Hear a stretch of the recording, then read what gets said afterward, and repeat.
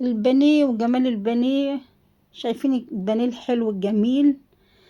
البانيه الكفر بتاعه ثابت حلو، معمول بطريقة حلوة، معمول من غير كذا خطوة، معمول باختصار، يعني معمول بطريقة جميلة. انا عايزة بس تشوفوا جماله، تشوفوا حلاوته، شوفوا قد ايه هو يعني جميل، جميل جدا. معمول بطريقة حلوة، معمول بطريقة خفيفة، بانيه لذيذ، بانيه زي العسل. انا عايزه اقولك ان الكفر بتاعه ثابت لاخر حته. انا ما طلعتوش على مناديل. شايفه عامل ازاي؟ تحفه، بجد والله تحفه. تعالوا نشوفوا عملناه ازاي.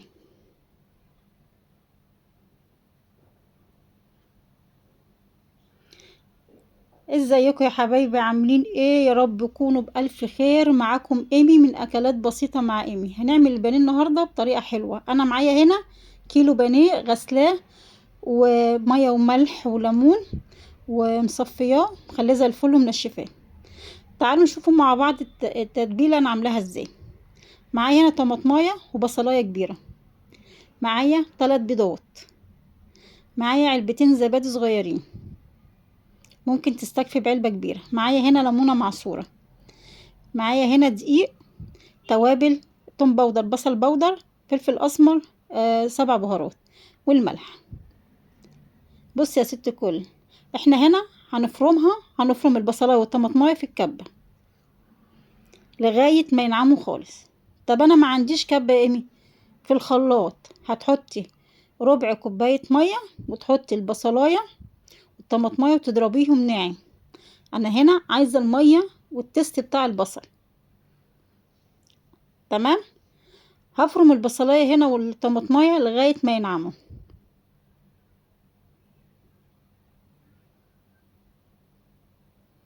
انا عايزه اقولك ان الطماطمايه بتدي حلاوه للبانيه، زيه زي زي ما بنحط برضو في التتبيله بتاعه الفراخ المشويه بنحط الطماطم. بص نعمت ازاي وبقت حلوه. انا عايزاها ناعمه كده. هصفيها في مصفى واخد الميه منها.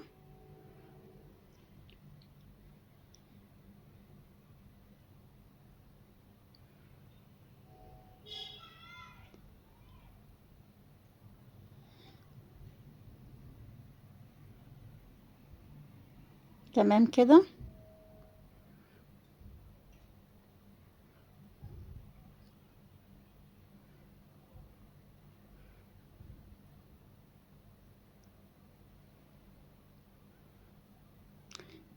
انا بوريك التفل، انا مش هاخده. تمام. هنزل هنا بالزبادي.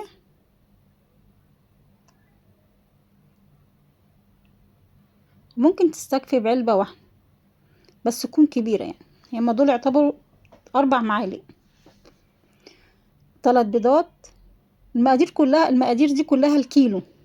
معايا هنا زي ما قلت لك معلقة توم باودر، بصل باودر، معلقة صغيرة فلفل اسمر، معلقة صغيرة 7 بهارات، والسبع بهارات دي اختياري، ومعايا ليمونة معصورة، ومعايا الملح ومعلقة خل، بس انا ما كانش متوفر عندي الخل، كان خلصان. هضرب المكونات دي كلها مع بعضها لغاية ما تتجانس مع بعضها وتنعم. البيض مع الزبادي مع مية البصل. عايزه اقول لكم ريحتها حلوه قوي. وهنا هتحطي الملح بقى ايه حسب الرغبه يعني، هتظبطي ملحك. تمام.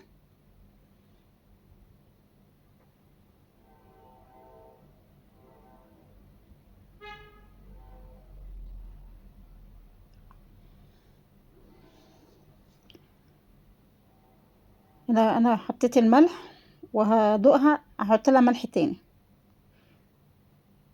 احط لها شعرة ملح كده صغيره، اهم شيء الملح برضو. وهنحط هنا بقى من معلقتين ل3 دقيق. انا عايزه هنا الخليط متماسك شويه، وهوريكي السمك بتاعه عشان يشرب البانيه يشرب من التتبيله دي. لان كده كده التتبيله دي هنقعد البانيه فيها ساعه ساعتين زي ما تحب. ولو عايزه تفرزيه فرزيه بنفس الطريقه كده، يعني حطيه في الخليط ده وشيليه في الفريزر. لما تيجي تطلعيه تتبليه بالكبر بتاعه اللي انت هتشوفيه معايا وتقلي على طول. صدقيني بامانه على تجربه، الطريقه دي جميله جدا، جربيها وهتدعيلي. هنا حطيت معلقتين، حطيت 3 معالق. طبعا بيختلف نوع الدقيق من دقيق لدقيق، يعني حسب شربه للسوائل. هنزل هنا بالبانيه زي ما انت شايفاني.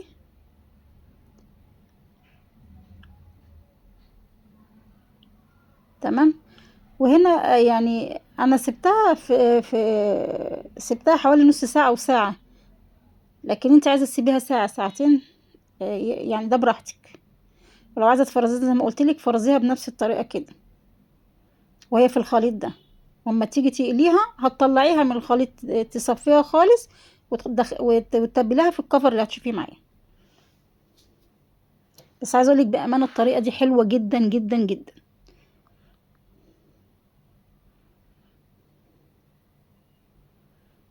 تمام كده.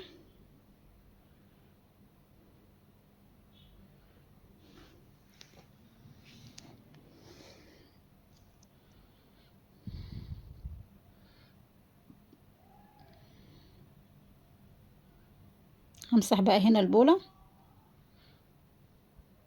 وانا بقولك لو عايزه تبيتيها في التلاجة تمام، لو عايزه تشيليها كده وتفرزيها تمام. الطريقه دي طبعا سهله واختصارا للوقت واختصارا للجهد، جميله جدا للموظفه اللي بتشتغل، لوجبه مستعجله وعايزه تعمليها بسرعه، بتبقى سهله جدا ومش بتاخد وقت. بأمانة ما بتاخدش وقت. معانا هنا الكفر بتاع البانيه. انا معايا كوبايتين بقسماط تمام، ومعايا نص كوباية دقيق. هنحط التوابل هنا برضو، هنتبل البقسماط بنص معلقة ونص معلقة توم باودر، بصل باودر، نص معلقة فلفل اسمر. وهنحط هنا معلقة صغيرة كركم، بيدي شكل حلو قوي وفي نفس الوقت قيمة غذائية. وهنزل هنا بقى بمكون حلو قوي هيديله قرمشة في الكفر بتاعه. تنزلي بيها يا ايمي. هنزل بمعلقة نشا.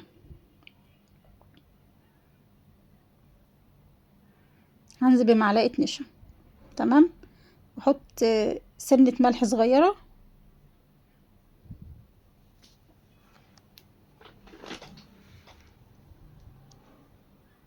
تمام.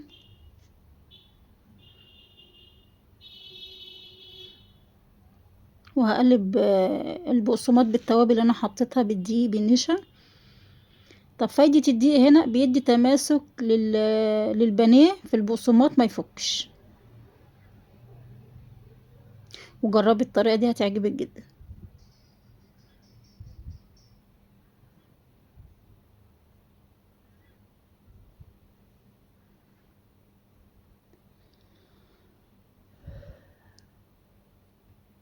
تمام. بص بقى هنا الخطوة الأساسية في البانيه عشان ما يفكش. انا هنزل منه الخليط باللي انا حطيته فيه، هنزل اصفيه منه خالص. واما اجي اتبله في البقسماط زي ما تشوفي معايا تضغطي عليه يعني بكل قوتك. المهم ان انت تبقي ضغطه عليه جامد علشان يمسك البقسماط في البانيه زي ما انت شايفه معايا كده. بصي شكله جميل جدا.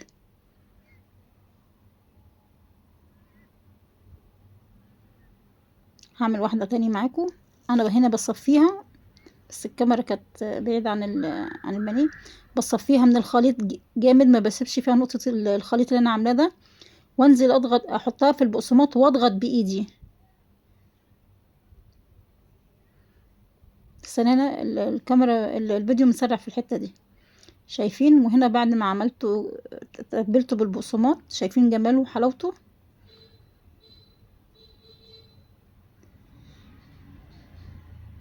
وادي البقسماط اللي اتبقى. طبعا انا بحتفظ بيه وبشيله في التلاجة. تعالوا بقى نقلي. هنا طاسة على النار، الزيت سخن. بعد ما الزيت بيسخن بهدي الحرارة يعني وسط، وانزل بالبانيه، وما بقلبوش اول ما بنزله، بسيبه حوالي دقيقة. شايفين البانيه لسه مقبش ازاي؟ وهتشوفيه معايا ان الكفر جميل وثابت فيه، ما فكش في الزيت ولا قشر.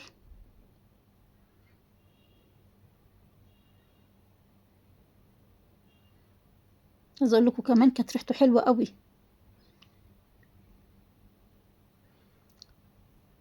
بانيه بالطريقه دي جميل حلو، اختصارا للوقت، وفي نفس الوقت الطريقه دي حلوه قوي قوي. جربيها هتعجبك جدا. ولغايه اخر حته قالتها في البانيه، الزيت كان زي الفل، لا اتحرق ولا غمق، وزي الفل. شايفين حته البانيه حلوه ازاي؟ ذهبي كده وجميله ومقرمشه، والكفر ثابت فيها، افكش، لا فك في الزيت زي ما انت شايفه، ولا كرمش ولا اي حاجه.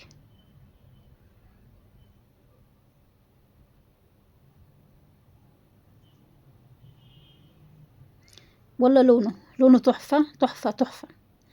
اللون تحفه، والطعم تحفه تحفه تحفه، بامانه.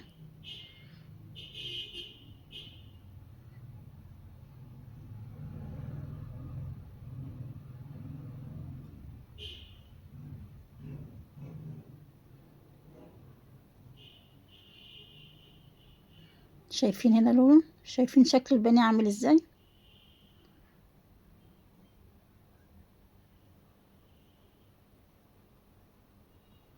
شايفين اللون ذهبي وجميل ازاي؟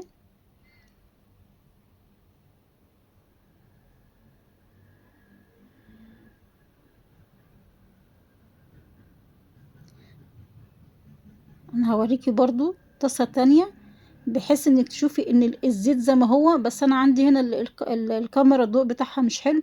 الزيت زي ما اكون لسه حطاه، يعني ما قلتيش فيه خالص. بص الزيت فاتح ازاي. وهنا زي ما قلت لك درجه الحراره ما بتبقاش عاليه، احنا بس بنسخن الزيت لاول مره، وبنوسطن الحراره علشان البانيه يستوي، ما يطلعش ني. والاول ما بتحطي البانيه ما بتقلبوش، بتسيبيه دقيقه بس، وبعد كده بتقلبيه.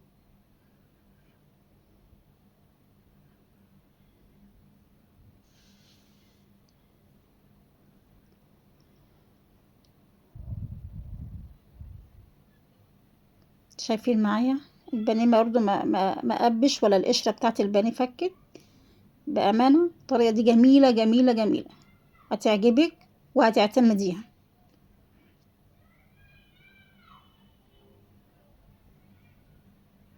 هنا ما بقلبش غير لما بيعدي حوالي يعني اقل من دقيقه. شايفين شكله في الطاسه جميل ازاي؟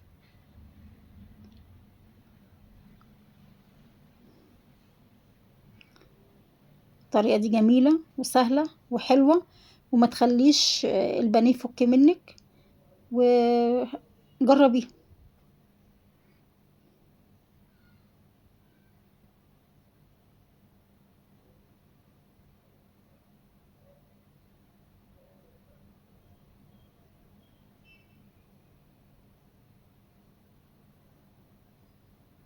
شايفين شكله وجماله؟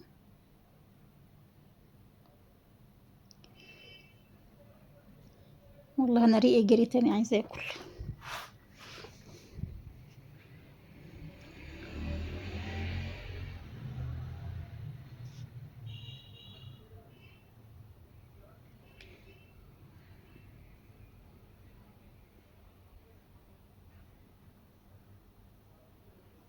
شفت جمال البانيه وحلاوته؟ تحفه تحفه تحفه تحفه. جنب شويه مكرونه، شويه بطاطس محمرين، شويه سلطه، شويه مخلل، جميل وتحفه.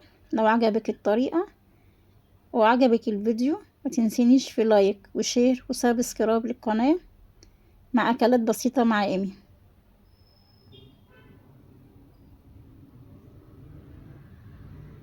انا بوريك ان الكفر ثابت ازاي. سلام، باي باي.